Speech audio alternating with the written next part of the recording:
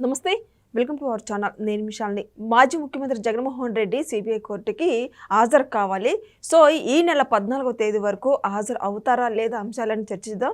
మనతో పాటు స్టూడియోలో ఉన్నారు senior journalist doctor Kanakadurga Vadlamani గారు ఉన్నారు. వారి విషయాలను తెలుసుకునే ప్రయత్నం చేద్దాం. నమస్కారం మేడం. నమస్తే అండి. మేడం, జగన్మోహన్ రెడ్డి సిబిఐ కోర్టుకి హాజరు అవుతారో తెలియదు, కానీ ఇప్పుడైతే జగన్మోహన్ రెడ్డి మరి వీడియో కాన్ఫరెన్స్ కాల్ మాట్లాడుతానన్న అంశాలు అయితే చర్చ అయితే వస్తుంది మనకి. నిజంగా మొత్తాన్ని చూసుకుంటే జగన్మోహన్ రెడ్డి అసలు కోర్టుకి వెళ్తారా లేదంటే ఏం చెప్తారు మేడం?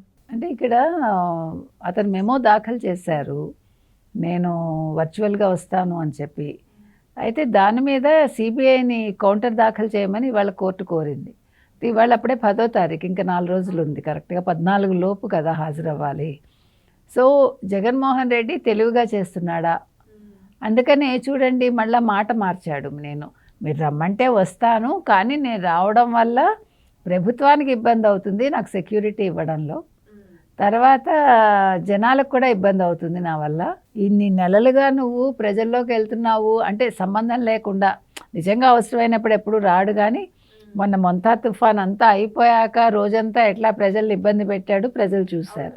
అంతకుముందు కూడా అతను వెళ్తాడు, అతను వెళ్ళడం వల్ల అంతా గందరగోళం, లేకపోతే మనుషులు చచ్చిపోవటం, లేకపోతే యాక్సిడెంట్లు అవ్వడం, తర్వాత డబ్బులు తస్కరించబడ్డం, అవతల వాళ్ళవి ఫోన్లు పోవడం, ఇలా ఒకటా రెండా చెప్పుకుంటూ వెళ్తే. మరి ఇన్నిసార్లు అసలు నువ్వు ప్రజల్లోకి ఎందుకు వెళ్ళావు? ఇప్పుడు నువ్వు ఒక టూర్ పెట్టుకున్నావు, విదేశీ టూరు. నీకు కోర్టు స్పష్టంగా చెప్పింది, నువ్వు విదేశాలకు వెళ్ళడానికి పర్మిషన్ ఇస్తాము, వచ్చాక నువ్వు నీ కేసుల్లో నువ్వు సిబిఐ కోర్టు ముందు హాజరు కావాలని. తర్వాత ఒక నెంబర్ ఇచ్చి వెళ్ళు అంటే నువ్వు దొంగ ఫోన్ నెంబర్ ఇచ్చావు. నువ్వు హాజరవుతానని చెప్పి ఇవాళ వచ్చాక నువ్వు మెలిక పెట్టి నేను వస్తాను కానీ ఇలా అవుతుంది అంటే నీకన్నా ప్రభుత్వం మీద ప్రేమ ఉందా? కాదుగా. ప్రభుత్వం మీద ప్రేమ ఉంటే ఇన్నిసార్లు అసలు నువ్వు రైతుల పరామర్శన వెళ్ళవు, ఇంకెవరితో పరామర్శన వెళ్ళవు, మిర్చి ఆడికి వెళ్ళవు, బనగానపల్లికి వెళ్ళవు, ఇలా తీసుకుంటూ పోతే చాలా ఉన్నాయి. అయితే అతను చాలా తెలివిగా చేస్తున్నాడు. ఇప్పుడు ఒక దొంగ నెంబర్ ఇచ్చాడు. ఇప్పుడు సిబిఐ ఎందుకు ఒప్పుకుంటుందండి ఆయన వర్చువల్గా ఇది చేయటానికి? ఇప్పుడు 12 సంవత్సరాలుగా నువ్వు 11 ఛార్జ్ షీట్లు అయ్యాయి, నువ్వు ఇట్లా పోస్ట్పోన్ చేసుకుంటూ నువ్వు బెయిల్ మీదే ఉన్నావు. ఇలా ఎవరికైనా జరుగుతుందా? కోర్టులు ఇంత వెసులుబాటు ఎవరికైనా ఇస్తాయా? న్యాయస్థానాలు ఇలా ఒప్పుకుంటాయా? అంటే చట్టంలో ఉండే లొసుగులన్నీ నువ్వు వాడుకుంటున్నావు. ఇప్పుడు సిబిఐ ఇంక ఒప్పుకోకపోవచ్చు అనే ఒక భయంతో మీరు రమ్మంటే వస్తాను కానీ ఇది సమస్య అంటూ లేని సమస్యను సృష్టిస్తున్నాడు. తర్వాత నువ్వు అసలు దొంగ నెంబర్ ఎందుకు ఇచ్చావు, ఫోన్ నెంబర్? దానికి సమాధానం చెప్పాలిగా. అంటే ఇవాళ మీకు కోర్టు ఎప్పుడైతే నాకు వెసులుబాటు ఇవ్వదనే ఒక భయం వచ్చిందో అప్పుడు మీరు రమ్మంటే వస్తాను కానీ అనే ఒక క్లాజ్ పెడుతున్నాడు. సో ఏది ఏమైనా ఇవాళ సిబిఐ కోర్టు అయితే చాలా కోపంగా ఉందండి. మరి ఏం చేస్తుందో? కోపం అంటే వాళ్ళకేం వ్యక్తిగత కోపాలు ఉండవు, వాళ్ళ డ్యూటీ వాళ్ళు సక్రమంగా చేయాలి. సిబిఐకి నువ్వు తప్పుడు నెంబర్ ఇచ్చావు, ఒక సిబిఐనే నువ్వు మోసం చేసావంటే ఇంకా అంతకుమించి ఏమైనా ఉందా? కాబట్టి ఇవాళ అంటే జగన్మోహన్ రెడ్డి రేపొద్దున అరెస్ట్ అవుతాడా? సిబిఐ కోర్టు ఏం చేస్తుంది? ఇప్పుడు సిబిఐ రేపు దాఖలు చేశాక కౌంటరు, మరి రేపు వెంటనే కోర్టు తీర్పు ఇచ్చేస్తుందా, హాజరు అవ్వమని చెప్తుందా? ఈ 14వ తేదీ హాజరు కాకపోతే శిక్ష కూడా తప్పదన్నట్టు మనకు వస్తుంది. అదే అంటున్నా. ఒకవేళ ఇది తేలకుండా ఈయన కోర్టుని ఏమైనా ఇది చేయాలనుకుంటే అరెస్ట్ అవుతాడా? అరెస్ట్ అయ్యాక ఇదంతా తేలి ఇదంతా అయ్యేసరికి మరి కంటిన్యూస్గా అంటే దాని మీద పూర్తి తీర్పు వచ్చేసి జగన్మోహన్ రెడ్డి శాశ్వతంగా జైలుకి వెళ్ళిపోతాడా? ఇప్పుడు చాలా సమస్యలు ఉన్నాయి దీన్ని. ఏది ఏమైనా జగన్మోహన్ రెడ్డి చేస్తున్నది తప్పండి. అతను చట్టాన్ని తనకు చుట్టంగా చేసుకోవడానికి చూస్తాడు ఎప్పుడూ కూడా.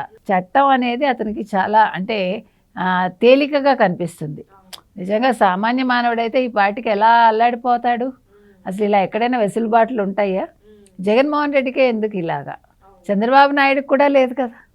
3 సార్లు ముఖ్యమంత్రి చేసిన చంద్రబాబు నాయుడిని మరి కోర్టులు ఎట్లా చెప్పాయి? అతనికి మరి అరెస్ట్ చేయించారుగా వీళ్ళు. అంటే కోర్టు చెప్పిందని అరెస్ట్ చేయలేదు వీళ్ళు, ఒక కనీసం రిపోర్ట్ కూడా చూపించకుండా ఏమీ చేయకుండా అదే విషయం చెప్పకుండా అరెస్ట్ చేశారు. నేను అనేది ఏంటంటే నీ దాకా వచ్చేసరికి ఒక రూలు, మిగతా వాళ్ళకు ఒక రూలు. నేను ఒక మాజీ ముఖ్యమంత్రిని, అప్పుడేమో ముఖ్యమంత్రిగా ఉన్నప్పుడు నేను ముఖ్యమంత్రిని, నాకు మళ్ళా బోల్డ్ పనులు ఉంటాయి అని అప్పుడు తప్పించుకున్నావు. అంటే నీకు అసలు ఎందుకు నామోషి కోర్టు ముందుకు రావడానికి? నీకు ఏంటి, ఎందుకు సిగ్గుపడతావు నువ్వు? నువ్వు తప్పులు చేసావు, తప్పు చేసి కోట్లు తినేసి నువ్వు ధైర్యంగా నిర్భయంగా ప్రజల్లోకి వెళ్తున్నావు కదా, ప్రజలు ఓట్లు అడిగావు కదా, మరి ఇప్పుడు ఎందుకు నీకు సిగ్గుచేటు? నువ్వు ధైర్యంగా వెళ్ళాలి కదా జగన్మోహన్ రెడ్డి. ఇప్పుడు నీకేంటంత నామోషి కోర్టు మెట్లు ఎక్కడానికి? మనకు అర్థం కావట్లా. నీకు ప్రజల్ని ఇబ్బంది పెట్టడానికి బాధ లేదు, నీ కారు కింద పడ్డ వాళ్ళని నువ్వు తొక్కుకుంటే వెళ్ళిపోతావు, నీకు బాధ లేదు. మనిషి ప్రాణాలు పోయినా బాధ లేదు. తండ్రి ప్రాణం పోయి అక్కడ ఉంటే నువ్వేమో సంతకాల సేకరణ అంటావు. తల్లి నీకోసం కష్టపడితే తల్లి అసలు గౌరవ అధ్యక్షురాలుగా అక్కర్లేదని తీసి పడేస్తావు ఆవిడకి చెప్పకుండా.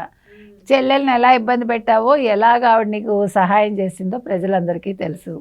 ఆవిడకి రాజ్యసభ సభ్యత్వం ఇవ్వాల్సి వస్తుందని నువ్వు ఎట్లా అన్సెరమోనియస్గా అన్ని రకాలుగా ఆస్తి ఇవ్వాల్సి వస్తుందని పంపించేసావో ప్రజలకు తెలుసు.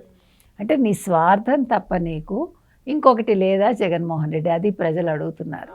ఇవాళ మరి సిబిఐ కోర్టు ఏం చేస్తుంది? రేపు కౌంటర్ దాఖలు చేస్తుందా? చేసిన వెంటనే దీని మీద తీర్పు వస్తుందా? ఏం జరుగుతుంది అనే ఉత్కంఠ మాత్రం ప్రజల్లో ఉందండి. ఏది ఏమైనా జగన్మోహన్ రెడ్డి ఖచ్చితంగా సిబిఐ కోర్టు ముందు హాజరు కావాలని ప్రజలు కోరుకుంటున్నారు. మరి ఏం జరుగుతుందో చూడాలి. అన్నట్టు షర్మిల గారు ఎందుకు మేడం సైలెంట్గా ఉంటున్నారు ఇప్పుడు?